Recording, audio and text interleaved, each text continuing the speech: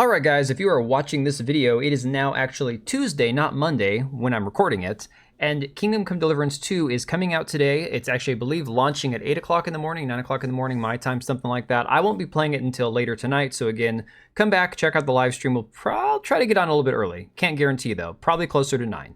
That being said, the game is currently sitting at #1 on Steam. After all the controversy, after all the fiasco, people saying they were going to cancel their pre-orders or get refunds. And again, I don't blame anybody who's, hesitating to spend their money, wait and see, totally smart approach, no problem there. Especially given the controversy between the studio, Daniel Vavra, and the fans. Look, if you're not feeling confident about the game, don't spend your money on it. Wait for a review from somebody you trust, not just from critics. That being said, we are seeing the game sitting here at #1 after all these weeks, and it's pretty crazy to see. Daniel Vavra came out and said, okay guys, I thank you all for making this happen. Hope the game will make you happy, at least for a while. Of course, Daniel Vavra has not been very quiet on Twitter the last few weeks. To some degree, I don't blame the man. If my, work for 6-7 years was being heavily criticized or attacked, I'd probably have a hard time keeping my mouth, shut too. But unfortunately, I do think to some degree he made it worse than it needed to be. So again, probably would have been better if he just had tried to stay out of the limelight. However, what's happened has happened, and we can't change anything now. The past is the past. So I wrote this up over on my website. It says Kingdom Come Deliverance 2 skyrockets to the #1 spot on the Steam sales charts. With less than 24 hours until the release of Kingdom Come Deliverance 2, the latest title from Warhorse Studios suddenly sits at the top of the Steam sales charts. And again, I was tracking this for weeks now, and it was hovering in the top 20, down to the top 10, and it just suddenly shot up to #1.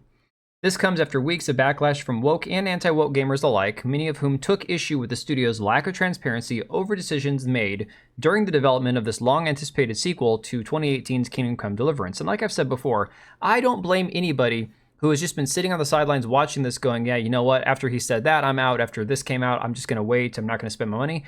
Perfectly valid feeling. And you're completely right to just wait and see. Much of the conversation around this upcoming title has involved Daniel Vavra, co-founder of Warhorse and creative director behind the Kingdom Come series. Mr. Vavra has not shied away from defending the choices that were made in developing Kingdom Come Deliverance 2, and at times has been outright hostile with many of his critics online. To his credit, he has taken full responsibility for the decision to include a gay romance option, as well as a black NPC, in Kingdom Come Deliverance 2, despite many of his critics believing these decisions were forced by investors of Embracer Group. And of course, this original tweet that got taken way too far from just a troll investor that everybody ran with, made YouTube videos about how this is the investor who forced the game to be gay. It's like, guys, this drama got really out of hand really fast.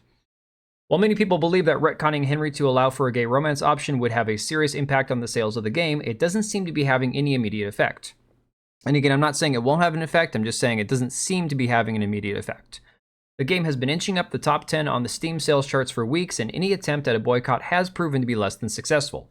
If anything, Kingdom Come Deliverance 2 could potentially be seeing an uptick in sales due to increased visibility, all thanks to the culture war drama that has preceded it. And that, like I said before, I'm not saying that necessarily people are going to buy it because the gay romance option, or that they're not buying. I mean, the reality is all this controversy has done is create a bigger amount of people talking about the game than it would have had otherwise. This is not a, quadruple A studio like Ubisoft, guys, okay? Warhorse Studio is not the household name that a lot of other studios are. However, a lot more, media coverage of this game is probably putting it in front of a lot more faces than previously would have seen it before. We're also starting to get reviews from both large and small media outlets, as well as several YouTubers who were sent review copies weeks in advance. While it is fair to remain skeptical of critical reviews, and again, we should always be wary of critics. Not even gonna, debate that. Don't always trust critics, guys. Most of the time they're wrong. All signs are pointing in the right direction for fans of the series, as the Metacritic score currently sits around, I think it's at 87 right now. We'll check in a second. Daniel Vavra also took shots at Eurogamer for giving his upcoming title a 60 out of 100, while previously refusing to give Kingdom Come Deliverance a score due to his public support of Gamergate.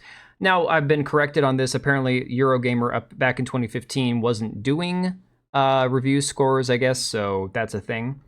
While there will still be a large portion of gamers who are hesitant to trust Warhorse Studio, it would seem that the majority of people who have played this game are giving it high marks for improving on the things that made the first game great. Whether the game is woke or not will be decided by your own interpretation of what makes a game woke. At the end of the day, Kingdom Come Deliverance 2 could be shaping up not just to be Game of the Year, but one of the greatest RPGs of 2025 and beyond. And that's not just my word on it, guys. I haven't played the game. All I've seen is what they're talking about putting into the game, how gameplay mechanics are going to be adapted and evolved and changed to include a lot more scope of your actions having consequences, which I think does play into the gay romance option. You're going to see a lot more consequences for your actions in the second game. Now, of course, we've seen these tweets from Daniel Vavra saying, from Worth the Buy Reviews here, saying it's the best RPG that I've ever played. And if you are a fan of these reviewers on YouTube, guys, I don't watch a lot of YouTube reviewers, so I don't know which political leaning they have. But this guy here, Worth the Buy Reviews, has a lot of followers. And this one here says, so after all the controversy, name-calling, lying, finger-pointing, etc., you get to see exactly what Kingdom Come Deliverance 2 is and how it's not one bit woke. You get to see how utterly wrong these snowflakes were and how they were literally see woke everywhere. This game has literally forced nothing. He uses literally a lot. No agenda on display, no preaching the message, just a solid and brutal RPG that gives you more choice than ever before. You can choose exactly who Henry is, unlike Veilguard, who constantly ram it down your throat throughout the game. This game shows the AAA exactly how to do it. Keep it up to the player to decide on the game's protagonist rather than forcing it on the player. What an amazing game. RPG fans are going to love this. And then you see this guy, Wes Nemo, saying, I just finished Kingdom Come Deliverance 2 after 100 hours. A masterpiece in gameplay and writing. Warhorse Studios' magnum opus. I have so much I want to say. Once I pick up my jaw from the floor, I'll have my review up. GG. Luke Stevens, who I've actually watched a bit of, says Kingdom Come Deliverance 2 is one of my favorite games ever, and I love it dearly. Somebody says ever, and he says ever. So not even a question there. Game Riot says Kingdom Come Deliverance 2 review after 75 hours with the game, and goes through a long list of things. One that sticks out to me says Steam price of €50 represents remarkable value. So that's a pretty big... that's something people need to think about too, is when you're giving money, full price, games, your money, you have to consider what you're getting for your time too. Then we have Eurogamer that says Kingdom Come Deliverance 2 is a gorgeous medieval RPG that continues to be just as divisive, prickly, and abrasive as its predecessor. Now, it's worth pointing out that this is the one that Daniel Vavra went after because they gave him a 60 out of 100. And it is worth mentioning that I've actually went through this review earlier, and all it seems like is the person doing the review hated everything about the first game, so nothing that was an improvement in the second game was going to make them any happier. But then you get to the very bottom of the review from Eurogamer, and this is what sticks out to me. It says, there are many times I wish Kingdom Come Deliverance 2 was easier to like, easier to get into, easier to enjoy, and easier to savor in the long run. And that's before we get into the naughty briar patch of its director being a vocal supporter of a movement whose effects continue to cause real and tangible harm to the wider industry. But I also don't think it really cares about being liked either, which is fine, as I don't really like it much myself. There's a lot to admire here, sure, but you have to do it so on its own terms. It's a hard and maddening slog at times, but one that still has its moments where it surprises and quietly delights.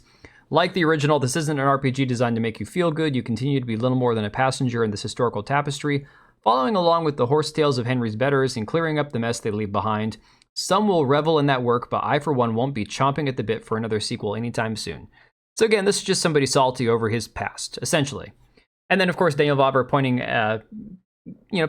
at Games Hub and kind of laughing at them a little bit, saying, a trusted news source, mission accomplished. We no longer have 90% Metacritic score. Be proud of your excellent journalistic standards. And of course, Games Hub here at a 50 says, it's a game that unabashedly demands you meet it on its level, which I do find somewhat admirable. I just constantly found it to be a miserable slog to engage with, where everything was 10 times more overblown than it had any business being. There's a fascinating sandbox deep down within it, but digging through the mountain of muck to appreciate it was simply more than I could stand most of the time. So here's my inclination. Here's what I'm going to believe out of most of this. The game is probably fantastic. If the outlets like IGN gave it a 9 out of 10, is it possible the game has a little more wokeness to it than the first game? Yes, because that would certainly please these people. However, from what I'm seeing from all these different reviewers, not from IGN and Eurogamer and all these other, I'm talking about the actual YouTube reviewers, the game is not woke is what they're saying. It's been a consistent theme we've seen all along. So does that mean that your definition of woke is going to line up with theirs? Of course not. Everybody seems to have their own definition of what woke is these days. For me personally, based on what I'm hearing, I'm going to be inclined to believe the game is not woke. But again, that's my personal take on it. You guys could feel differently about it. That's totally fine. I'm gonna leave it right there, guys. Again, if you're playing the game, enjoy release day. If you're waiting and seeing, I can totally understand. I don't hate on anybody who is yet to feel confident about purchasing this game. I get it, guys. I've covered all this stuff. I've seen all the tweets. I've seen all the mess. I've been part of all the rumors. I understand hesitation at this point. However, I think it's worth allowing people to have fun and enjoy the game. And if the game turns out to be fantastic and not a woke mess, it's time that we can all say, you know what, this is one that we can all just enjoy without picking to death. So I'm gonna leave it right there, guys. Let me know what you think about all this down in the comments down below, and I will catch you guys on the live stream.